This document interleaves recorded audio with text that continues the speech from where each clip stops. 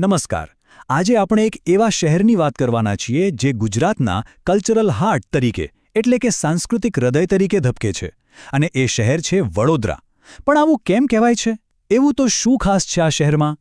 ચાલો આજે સાથે મળીને આ સફર પર નીકળીએ અને શોધીએ કે આ શહેરને તેની આ અનોખી ઓળખ મળી ક્યાંથી.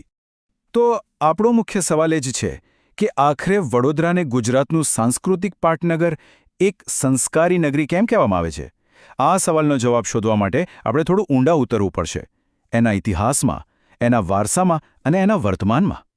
તો ચાલો સફરની શરૂઆત કરીએ અને સૌથી પહેલાં એ સમજીએ કે આ શહેરની મૂળભૂત ઓળખ શું છે.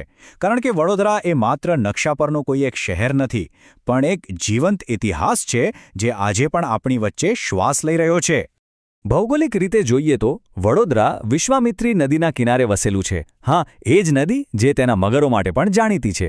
પણ સાચું કહું તો શહેરની અસલી ઓળખ આ નદીના પાણીમાં નથી, પણ એના ઇતિહાસના ઊંડાણમાં છુપાયેલી છે. વડોદરાની સાંસ્કૃતિક ઓળખનો જે મજબૂત પાયો છે ને, એ તેના શાસકોએ નાખ્યો હતો. ખાસ કરીને ગાયકવાડ વંશે.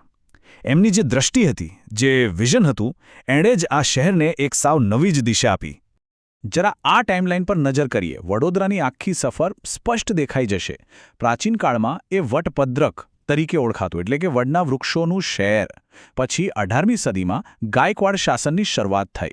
પણ જે ખરી ક્રાંતિ આવી, જેણે શહેરનો ચહેરો બદલી નાખ્યો, એ હતો મહારાજા સયાજીરાવ ગાયકવાડ ત્રીજાનો સમય. એને વડોદરાનો સુવર્ણકાળ કહેવાય તો પણ ખોટું નથી. સયાજીરાવ એ માત્ર એક રાજા નહોતા, એક દ્રષ્ટા હતા, એક વિઝનરી હતા. એ બરાબર સમજતા હતા કે કોઈપણ સમાજનો સાચો વિકાસ શિક્ષણ અને સામાજિક સુધારા વગર શક્ય જ નથી. અને આ જ વિચાર એમના શાસનની મુખ્ય ફિલોસોફી બની ગયો. અને એમનું વિઝન માત્ર વિચારો પૂરતું સીમિત નહોતું, એમણે એક્શન લીધા. જરા જુઓ, ફરજિયાત પ્રાથમિક શિક્ષણ લાગુ કર્યું. એ જમાનામાં આ કોઈ ક્રાંતિથી ઓછું નહોતું. કલા અને સ્થાપત્યને ખુલ્લું પ્રોત્સાહન આપ્યું. અને હા, આ વાત તો બિલકુલ ન ભૂલવી જોઈએ કે તેમણે જ ડૉક્ટર બાબાસાહેબ આંબેડકરને ઉચ્ચ અભ્યાસ માટે સપોર્ટ કર્યો હતો. આ જ મજબૂત પાયા પર આજના વડોદરાની ભવ્ય ઇમારત ઊભી છે. સારું, તો આ તો થઈ એમના વિઝનની વાત. હવે ચાલો આગળ વધીએ અને જોઈએ કે આ રાજવી વારસો આજે પણ વડોદરાની ઇમારતોમાં, એના સ્થાપત્યમાં કેવી રીતે ધબકી રહ્યો છે. સ્ક્રીન પર આ જે નંબર દેખાય છે ને, 4x, શું લાગે છે શું હશે આ? આ કોઈ ગણિતનો દાખલો નથી, પણ વડોદરાની ભવ્યતાનો જીવતો જાગતો પુરાવો છે. પણ કઈ રીતે? ચાલો જોઈએ. જવાબ અહીં છે. વડોદરાનો શાનદાર લક્ષ્મીવિલાસ પેલેસ. લંડનના પ્રખ્યાત બકિંગમ પેલેસ કરતાં, સાંભળજો, 4 ગણો મોટો છે. વિચારો તો ખરા, 4 ટાઈમ્સ. આ એક જ હકીકત એની ભવ્યતાની સાબિતી આપવા માટે કાફી છે. પણ વડોદરાનો વારસાનો ખજાનો માત્ર લક્ષ્મીવિલાસ પેલેસ પૂરતો નથી. અહીં સયાજી બાગની લીલીછમ હરિયાળી છે, ચાંપાનેર પાવાગઢ જેવી યુનેસ્કો વર્લ્ડ હેરિટેજ સાઇટ છે, ડભોઈના કિલ્લાનો ગૌરવવંતો ઇતિહાસ છે, અને સાથે જ ઈએમઈ મંદિર જેવું આધુનિક સ્થાપત્ય પણ છે. મતલબ કે દરેક ખૂણે વારસાની એક નવી જ કહાની છે. ઇમારતો તો છેવટે પથ્થર અને ચૂનાનું માળખું જ છે. કોઈ પણ શહેરનો સાચો આત્મા તો એના લોકોમાં, એની કલામાં અને એની જીવંત પરંપરાઓમાં વસે છે. તો ચાલો હવે વડોદરાના આ જીવંત આત્માને મળીએ. વડોદરાને આમ જ સંસ્કારી નગરી નથી કહેવાતું. આ માત્ર કોઈ ઉપનામ કે ટેગ નથી, પણ શહેરના ડીએનએમાં વણાયેલી એક હકીકત છે. અહીં કલા, શિક્ષણ અને સંસ્કૃતિને ખૂબ જ ઊંડું સન્માન અપાય છે. આ એ જ ધરતી છે જેણે આપણને કવિ પ્રેમાનંદ અને જય જય ગરવી ગુજરાતના રચયિતા કવિ નર્મદ જેવા સાહિત્યના રત્નો આપ્યા. અને આ સાહિત્ય અને કલાની પરંપરાને જ્યારે મહારાજા સયાજીરાવ જેવા કલાના સંરક્ષક મળ્યા, ત્યારે એ વધુ મજબૂત બની. અને હા, વડોદરાની વાત નવરાત્રિ વગર તો અધૂરી જ ગણાય. અહીંયા ગરબા માત્ર 9 દિવસનો તહેવાર નથી, પણ આખા શહેરની ઓળખ છે, એની ધડકન છે.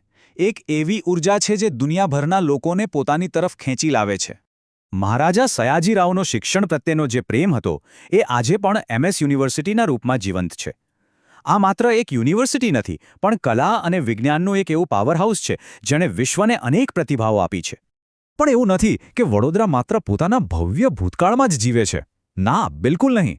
એ એક આધુનિક અને સતત પ્રગતિ કરતું શહેર પણ છે. વડોદરા માત્ર સંસ્કૃતિમાં જ નહીં, ઉદ્યોગમાં પણ એટલું જ આગળ છે. જેમાં ચાર્ટ બતાવે છે પેટ્રોકેમિકલ્સથી લઈને ફાર્માસ્યુટિકલ્સ અને એન્જિનિયરિંગ સુધીના ઉદ્યોગો અહીં ધમધમે છે. અને આ શહેરની સૌથી મોટી ખૂબી એ છે કે તે પોતાના વારસાને સાચવીને પ્રગતિના પંથે આગળ વધી રહ્યું છે. તો આ બધી ચર્ચા પછી, આખી સફર કર્યા પછી, ચાલો આપણે આપણા મૂળ સવાલ પર પાછા ફરીએ. આખરે વડોદરાને સંસ્કારી નગરી અને ગુજરાતનું સાંસ્કૃતિક પાટનગર કેમ કહેવાય છે? તો જવાબ આ 4 મજબૂત પાયા પર ટકેલો છે. પહેલો, સયાજીરાવ ગાયકવાડનો ધુરંદેશી રાજવી વારસો. બીજું, લક્ષ્મી વિલાસ પેલેસ જેવું ભવ્ય સ્થાપત્ય. ત્રીજું, ગરબા અને શિક્ષણ જેવી જીવંત પરંપરાઓ. અને ચોથું, આધુનિક ઉદ્યોગો સાથે સતત થતી પ્રગતિ. જ્યારે આ ચારેય વસ્તુઓ ભેગી મળે છે ત્યારે બને છે વડોદરા ગુજરાતનું સાચું સાંસ્કૃતિક પાટનગર. ટૂંકમાં કહીએ તો વડોદરા માત્ર ઈંટ અને પથ્થરનું બનેલું શહેર નથી. એ તો ઇતિહાસ અને ભવિષ્યનો એક જીવંત સંગમ છે. એક એવી જગ્યા જ્યાં ભવ્ય ભૂતકાળ અને ઉજ્જવળ ભવિષ્ય બંને એકબીજાનું હાથ પકડીને સાથે ચાલે છે. અને કદાચ આ જ એની ખરી ઓળખ છે અને એની ખરી તાકાત પણ.